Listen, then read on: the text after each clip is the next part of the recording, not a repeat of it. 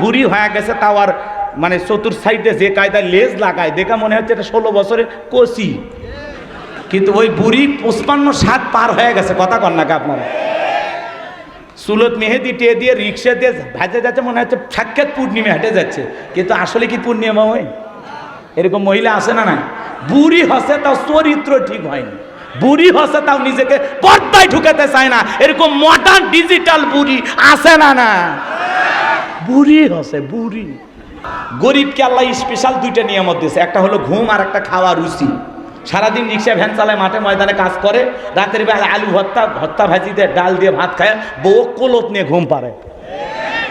আর আপনি ধনী, ডায়াবেটিস শরীফ, বহুত রোগে আক্রান্ত, হ্যাঁ, আপনার বউ তো মনে করেন ফ্যাশন ডিজাইনের মালিক, বিশাল টাকাওয়ালা সম্পদওয়ালা, বুড়ি হয়ে গেছে, তাও আর মানে চতুর সাইডে যে কায়দায় লেজ লাগায় দেখা মনে হচ্ছে এটা 16 বছরের কচি, কিন্তু ওই বুড়ি 55-60 পার হয়ে গেছে। কথা কন নাকি আপনারা? চুলত মেহেদি টিয়ে দিয়ে রিক্সা দিয়ে ভেজে যাচ্ছে, মনে হচ্ছে সাক্ষাৎ পূর্ণিমা হেঁটে যাচ্ছে, কিন্তু আসলে কি পূর্ণিমা হয়? এরকম মহিলা আছে না? না, বুড়ি হসে তাও চরিত্র ঠিক হয়নি, বুড়ি হসে তাও নিজেকে পর্দায় ঢুকাতে চায় না, এরকম মডার্ন ডিজিটাল বুড়ি আছে না? না, বুড়ি হসে বুড়ি, তাও সপ্তাহে সপ্তাহে বিউটি পার্লার হচ্ছে, আমরা খালি ঘুষিচ্ছে। ঘুষলে কি আর হবি? চাষা বের হবি থেকে কিছু এই সামরাত আছে কিছু? এই হলো সমাজের অবস্থা। রাগ করেন না, বাস্তবতা কথা বলেন। মা বোন যারা অশুনতেছেন, মা সময় আছে, এখনো সময় আছে, পরিবর্তন হয়ে যান। ফাতেমা হওয়ার চেষ্টা করেন, আয়েশা হওয়ার চেষ্টা করেন, পর্দায় থাকার চেষ্টা করেন, নিজের সতীত্বের হেফাজত করেন। কথা বলেন ঠিক কিনা? মা বোনদের পরে ওয়াজ করতেছি, কি যেন বলছিলাম, ভুলে গেলেন? হ্যাঁ, ভুলে গেছেন আপনারা? আমার ভাইয়েরা, যে কথা বলতে যাচ্ছিলাম, বাজান মন খারাপ করবেন না, গভীর মনোযোগ দিয়ে কথাগুলো শুনে যান। এইবার রাত্রির বেলায় ঘুমাইতে গেলে রাতে চোখে ঘুম আসে না। আর ওই যে বললাম গরিব চোখে ঘুম আসে, কারণটা কি? গরিবের তো টেনশন নাই, কারো মাথায় বাড়ি মারছে, আর কোনো ব্যবসা প্রতিষ্ঠান আছে, কোনো ঝামেলা আছে, কোনো টেনশন নাই, খালি বালুস পাইছে, ঘুম ধরে গেছে। হ্যাঁ, মাঝে মাঝে দেখা যায় গরিব তো মাথা তলে ইট দিয়েও ঘুমায়, বলেন এরকম লোক আসে না? না, তাহলে গরিবের টেনশন কম, ধনী টেনশন বেশি। বোঝেন না? 10 তলা 20 তলা বাড়ি করছে, সিসি ক্যামেরা লাগাইছে, 4টে ঘুমের ট্যাবলেট খাচ্ছে, এরপরেও রাত 2টার দিকে চোখ খালি ঘুষতে ঘুষতে যায়, সিসি ক্যামেরার দেখে কেউ ঢুকছে না, কেউ খাওয়ার জন্য, মারার জন্য কেউ ঢুকছে নাকি? কথা কন, কথা কন। কারণ দুর্নীতি কইরা, অপকর্ম কইরা, জনগণকে ঠকাইয়া, মানুষের হক মাইরা এ বিশাল প্রাসাদ করেছে। কথা কন ঠিক কিনা? রাগ কইরেন না, মন খারাপ করবেন না বাজান। গভীর বেশি না, এখনকার মানুষ তো মোবাইল টিপতে টিপতে মোটামুটি 1টা 2টা বেজে ফেলে দেয়, তাই না? বেশি না, 12:30 পর্যন্ত যদি সময় দেন, না হলে 12:15 পর্যন্ত, এটুকু সময় আপনারা দিতে রাজি আছেন তো ইনশাআল্লাহ? কারা কারা 12:30 পর্যন্ত থাকতে রাজি আছেন? 2 হাত তুলে বলেন ইনশাআল্লাহ। আর একটু জোরে বলেন ইনশাআল্লাহ। আল্লাহ আপনাদের ওয়াদা পালন করা তৌফিক দান করুন, জোরে বলুন আমিন। ওটা ভাষা করবেন না, একটু আমাকে সময় দেবেন। আর যদি ধৈর্য নিয়ে বসতে পারেন, আরো সময় বাড়ানো হবে ইনশাআল্লাহ। চলুন, ভূমিকা না দিয়ে ডাইরেক্ট আলোচনা। আমি কথা বলবো পবিত্র কোরআনুল কারীমের 41 নম্বর সূরা। কি নাম বলেন তো? কত নাম্বার বললাম? একটু কথা বলা লাগবে। আমি করবো আওয়াজ, আপনারা দেবেন আওয়াজ, জবাব দিবেন ঠিক ঠিক, আলোচনা হবে কমপ্লিট। শ্রোতাদের স্পিরিটে বারে বক্তার হিট, আলোচনা হবে জায়গা মতো ফিট। আগে বলতাম কিছু আজ প্যান্ডেলে, কিছু আজ অ্যাঙ্গেলে, এখন আর অ্যাঙ্গেলে না, যা বলবো সব ডাইরেক্ট। অ্যাঙ্গেলে বলার দিন শেষ, ডাইরেক্ট বলার বাংলাদেশ। কথা বলেন ঠিক কিনা? সূরাটির নাম হামিম আর সেজদা। মোট আয়াত আছে 54টি, রুকু আছে 6টি। বিশ্বনবীর মক্কার জিন্দিগিতে আল্লাহ রাব্বুল আলামিন এই সূরাটি নাজিল করেছেন। আমি আপনাদের সামনে 30 নম্বর আয়াতে কারিমা তেলাওয়াত করেছি। আয়াত নাম্বার 30 আলোচনা শোনার পরে আল্লাহ যেন আমাদের সবাইকে পার করে দেন ফুলসিরাতের ব্রিজ। জোরে বলেন আমিন। আয়াতে কারিমা পাইবেন কোথায়? 24 নম্বর পারার 19 নম্বর পৃষ্ঠার 3 নম্বর লাইনে এই আয়াতে কারিমা রয়েছে। বলুন আল্লাহু আকবার। এই কোরআনের কথা শুনতে আপনাদের কোনো আপত্তি নাই তো? কারা কারা কোরআনের কথা শুনবেন আরেকবার হাত তুলে দেখান তো বাজান। লিল্লাহি তাকবীর। হাত নামা। এই কোরআনের মধ্যে কোনো মিথ্যা আছে? কোনো ভুল আছে? কোনো ধোঁকা আছে? থাকবে কি করে? কিতাবটি নাজিল করেছেন কে?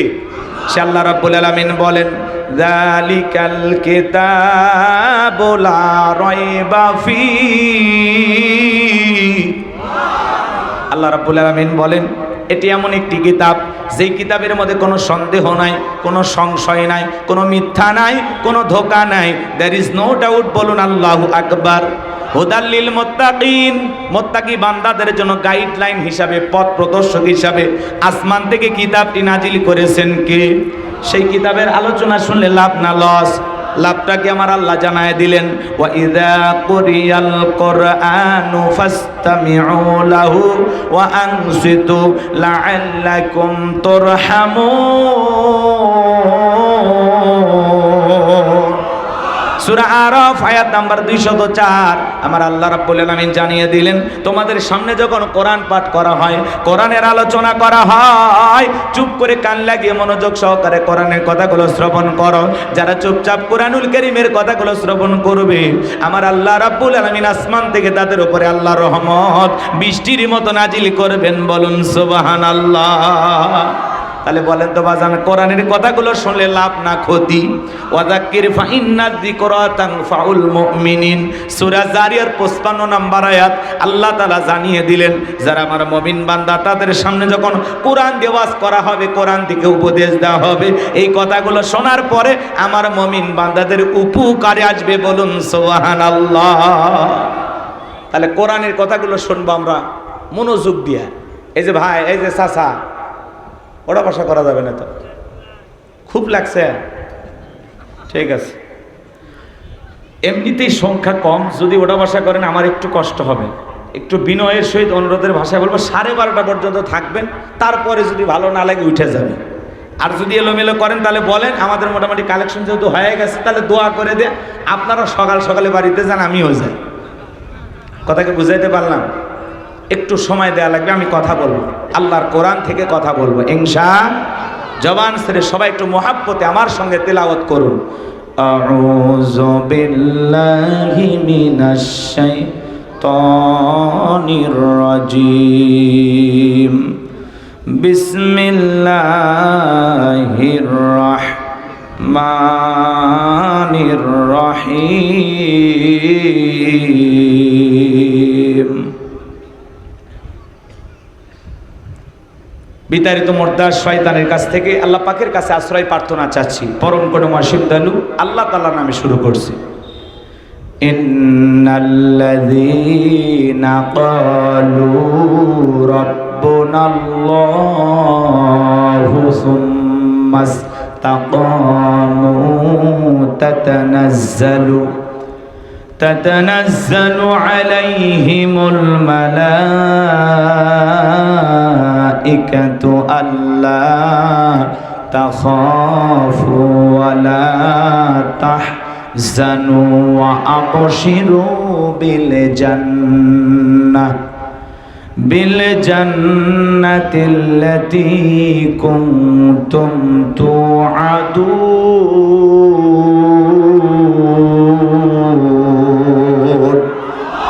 আরেকটু জোরে বলুন আল্লাহু আকবার।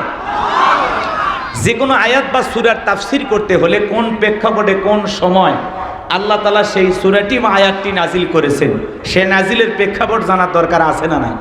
আরবিতে বলা হয় শানি নজুল। যদি শানি নজুল আলোচনা করা হয় তাহলে তাফসীর বুঝতে সহজ হয়। তাহলে আল্লাহর হাবিবের উপরে কোন প্রেক্ষাপটে, কোন সময় আল্লাহ তাআলা এই আয়াতে কারিমাগুলো নাজিল করেছেন একটু বলার দরকার আছে না নাই? আমি কি বলবো? কষ্ট পাবেন না তো ইনশাআল্লাহ। সম্মানিত ভাইয়েরা আমার, বিশ্ব নবীর প্রিয় দুইজন মানুষ মাত্র 3 দিনের ব্যবধানে মারা গেলেন। আম্মা জানা খাদিজাতুল কুবরা রাদিয়াল্লাহু তাআলা আনহা মারা গেলেন। নবীজির চাচা আবু তালেব মারা গেলেন। প্রিয় দুইজন মানুষকে হারিয়ে নবীজি যখন ব্যথিত, এই ব্যথিত হৃদয় নিয়ে নবী চলে গেলেন তায়েফে কালেমার দাওয়াত দিতে। তায়েফের মানুষেরা বিশ্ব নবীর দাওয়াত গ্রহণ না করে নবীজির জান্নাতি শরীর মোবারকে পাথর নিক্ষেপ করলেন। নবীজি জ্ঞান হারিয়ে ফেললেন। যায়েদ বিন হারেসা বলেন, আমি নবীজির দেহ থেকে পাথরগুলো সরাইয়া ফেললাম, নবীজির জ্ঞান ফিরে আসলো।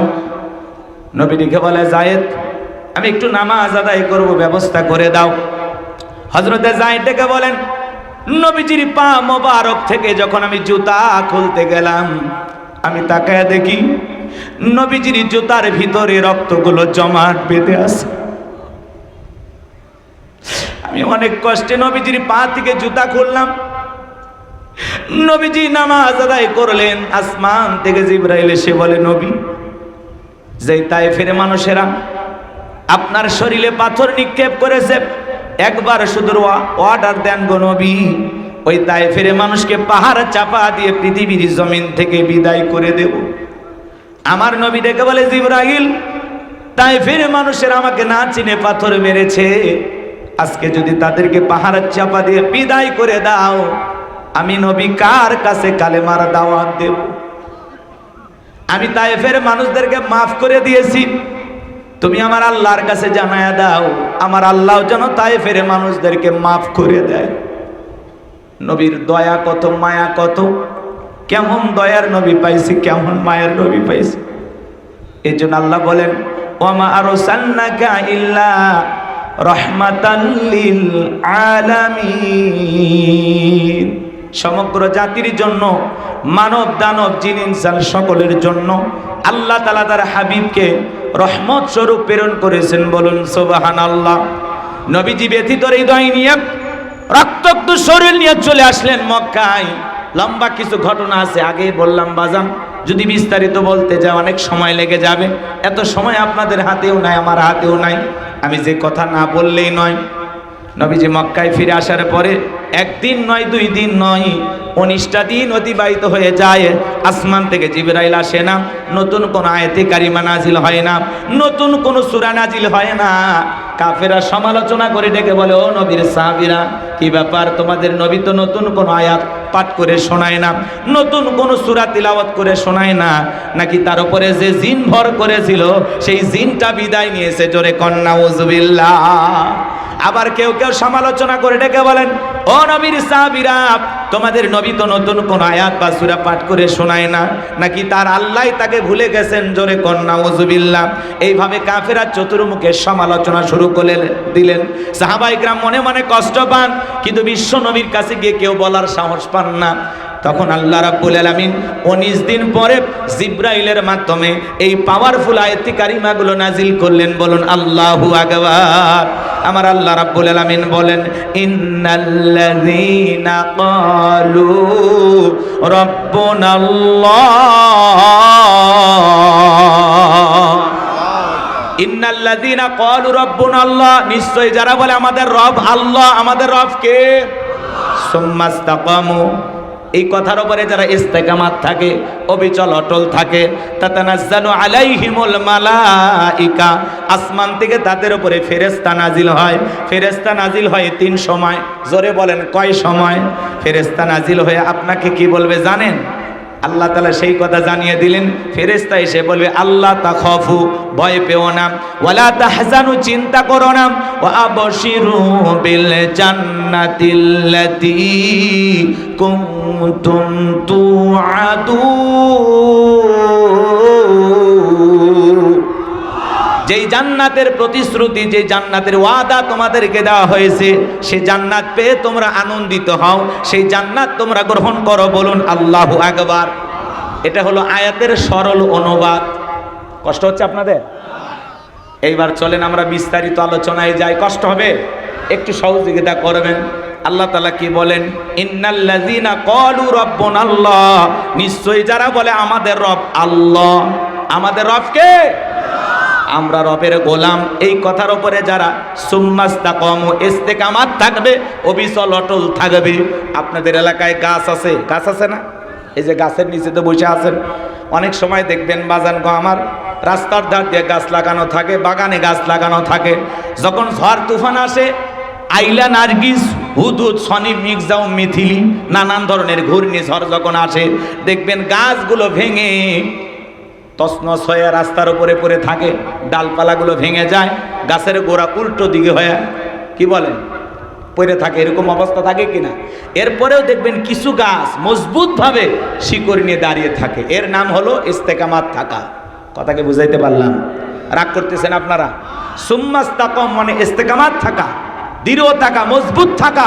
আপনি যখন বলবেন আল্লাহ আমার রব, আমি রবের গোলাম, এই কথার উপরে টিকে থাকতে হলে আপনার উপরে মামলা আসবে, হামলা আসবে, নির্যাতন আসবে, জেল জুলুম আসবে, আপনাকে ফাঁসির দড়িতেও ঝুলাইতে পারে। হাজারো নির্যাতন জুলুম সহ্য করে আপনাকে একটা কথাই বলতে হবে, আমি রবের গোলাম, আমার রব আল্লাহ, আমি আল্লাহ ছাড়া দুনিয়ার কারো কাছে মাথা নত করব না, করব না, করব না। এই ওয়াদা আপনাকে দিতে হবে। আপনি কি মনে করেন জান্নাত চাইলেন আর পাইলেন জান্নাত মামুর বাড়ির ডাল, গেলে এক ডাবু খাইতে দেবে? জান্নাতে যেতে হলে আপনাকে পরীক্ষা দিয়ে উত্তীর্ণ হয়ে জান্নাতে যেতে হবে। সূরা আনকাবুত আল্লাহ কি বলেছেন? মানুষেরা কি মনে করেছে ঈমান এনেছে কথা বললেই ছেড়ে দেওয়া হবে, তাদেরকে পরীক্ষা করা হবে না। আপনি যদি নিজেকে ঈমানদার দাবি করেন, আপনি যদি বলেন আমার রব আল্লাহ, এই কথার উপরে টিকে থাকতে গেলে বাতিল শক্তির হাজারো আক্রমণ আসবে, হাজারো আঘাত আসবে, হাজারো নির্যাতন আসবে, সব কিছু সহ্য করে আপনাকে টিকে থাকা লাগবে। এর আগে দেখেন না ইসলামপন্থীদের ঘর ছাড়া বাড়ি ছাড়া করেছিল, ইমাম মুয়াজ্জিম শান্তিতে ঘুমাইতে পারে নাই, দাড়ি টুপিওয়ালাদেরকে টার্গেট করে করে জঙ্গির তকমা লাগাইয়া মিথ্যা মামলা হামলা দিয়ে জেলখানায় বন্দি করেছিল। কথা বলে ডেকেরা দেখেন নাই? এতে পাশে বিএনপির ভাইয়েরা আছেন, ওনারাও তো ঘুমাইতে পারে না। ভোটের সময় আহারে যখন ওই বানোয়াট মিথ্যা ভিত্তিহীন নির্বাচন আসতো, কিসের নির্বাচন, ওরা তো আগে থেকেই জিতে বসে আছে, কুত্তা পর্যন্ত ভোট দিবার যায় না। হ্যাঁ, এরপরে মানুষদেরকে ঘুমাই দেয় নাই, পাট খেতে ধান খেতে বাঁধ ছাড়ে। কত মানুষ মাহফিলে গেলে হাত ধরে খেতে স্যার বলেছে হুজুর আমি কিন্তু অমুক জায়গার বিএনপির এই জামাতের এই। আহারে কি কষ্টে ছিল ওই মানুষগুলো। কথা বলেন না কেন? আল্লাহ সুদিন ফিরাইছে, কিন্তু মাথায় রাখা লাগবে ওরা জুলুম করেছিল, আল্লাহ ওদেরকে পরাজিত করেছে। আমরা যেন আবার জালেমের ভূমিকা পালন না করি, এটা মাথায় রাখা লাগবে। কথা বলে ঠিক না? যারা অপরাধ করেছে তারা শাস্তি পাবে। সময় একটু দেন, আমি বলবো। যেহেতু বগুড়ার কথা বলতে কি ভয় আছে? অন্য জেলা হলে ভিন্ন কথা। আমি বগুড়ায় যখন ওয়াজ করি মনে করি আমি নিজের এলাকায় ওয়াজ করতেছি, ভয়ই করি না। হক কথা বলা লাগবে বাজান। একটু বাস্তবতার আলোকে এদিক সেদিক একটু হালকা নাড়া দেব, মনে কিছু নেবেন না। কথা কি বুঝতে পেরেছেন? কারণ 16 বছরের কাজ আদায় করা লাগবে, মনের মধ্যে অনেক ক্ষোভ জমে আছে। কষ্ট হচ্ছে আপনাদের? একটা তাকবীর দেন, লিল্লাহে তাকবীর।